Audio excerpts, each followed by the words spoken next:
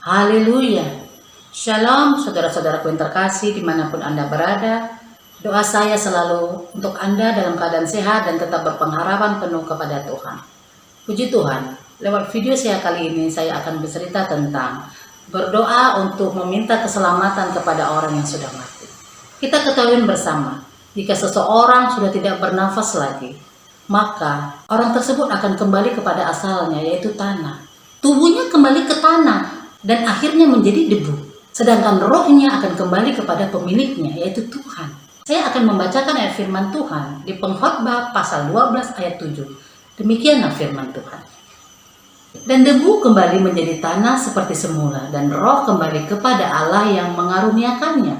Kita ketahui bersama, debu kembali menjadi tanah. Orang yang sudah mati akan kembali ke tanah, dan akhirnya dia menjadi debu menyatu dengan tanah itu. Tetapi roh akan kembali kepada pemiliknya yang telah mengaruniakannya. Namun sering kita melihat di sekitar di mana kita hidup, di mana kita tinggal, banyak orang yang datang ke kuburan untuk meminta doa selamat. Mereka datang membawa anaknya, membawa keluarganya. Mereka datang ke kuburan di mana di situ ada keluarganya yang sudah meninggal. Mereka berdoa di situ. Mereka meminta sesuatu kepada orang yang sudah mati. Bahkan mereka datang di mana orang yang sudah mati itu dulunya waktu masa hidup mereka anggap orang yang taat di agamanya. Mereka datang ke situ. Mereka kunjungi makam itu. Untuk apa? Untuk meminta doa. Meminta doa keselamatan buat mereka. Sadarkah kita? Seseorang yang sudah mati, dia sudah tidak bisa berbuat apa-apa lagi. Dia sudah mati. Secara tidak langsung, di saat kita mendatanginya dan kita minta sesuatu dari dia yang sudah mati, kita mentuhankan dia.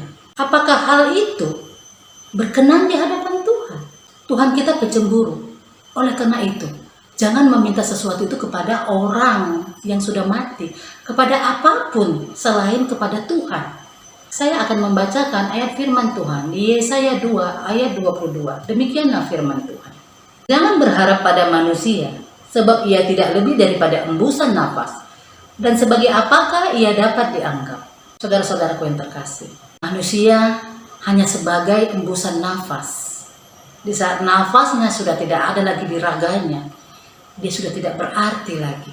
Di saat dia dimasukkan di dalam kubur, bahkan saat sudah selesai penguburan, tanahnya diinjak-injak biar padat, sudah tidak berharga. Oleh karena itu, kenapa kita meminta sesuatu dari orang yang sudah mati, sedangkan keselamatan hanya di dalam Tuhan? Saya jadi ingat kisah saya dulu, waktu pas masa-masa saya belum percaya Tuhan. Saya sakit, orang tua saya berkata begini, nanti kalau sudah sembuh kita berdoa ke makam ini. Kita di sana nanti minta doa selamat, biar sehat-sehat selalu. Bahkan nenek saya pernah juga berkata seperti itu. Akhirnya setelah saya sembuh, kita pergi berziarah ke makam ini, berziarah ke makam satu lagi, dan berziarah ke makam yang lainnya. Hanya untuk apa? Kita minta doa selamat. Itu sudah hal yang membuat Tuhan sedih. Setelah saya baca firman ini, saya menjadi menitiskan air mata. Betapa jahatnya saya sama Tuhan.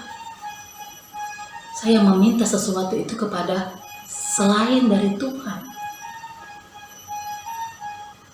Dan sekarang ini kita lihat bukan hanya orang di luar Tuhan yang seperti itu. Bahkan banyak orang-orang Kristen yang berbuat seperti itu. Mereka datang kepada kuburan-kuburan untuk berdoa sesuatu kepada nenek moyang mereka. Jangan pernah buat Tuhan sedih. Lakukan apa yang Tuhan inginkan. Lakukan firman Tuhan. Mungkin Anda banyak tahu tentang firman, tapi jangan hanya sekedar tahu, tapi melakukan apa yang menjadi kehendak Tuhan. Kita bisa membaca dan mendengar firman Tuhan di mana-mana saja, tetapi menjadi pelaku firman itu yang sangat sulit. Saat kita mengalami sesuatu hal, kita datangnya kepada Tuhan, bukan kepada orang yang sudah mati. Mau hidupmu penuh berkat, datang kepada Tuhan, bukan kepada yang lain. Baik saudara-saudaraku yang terkasih, Demikian video saya kali ini. Kita akan ketemu lagi di video-video saya selanjutnya. Salam sehat selalu. Tuhan Yesus memberkati.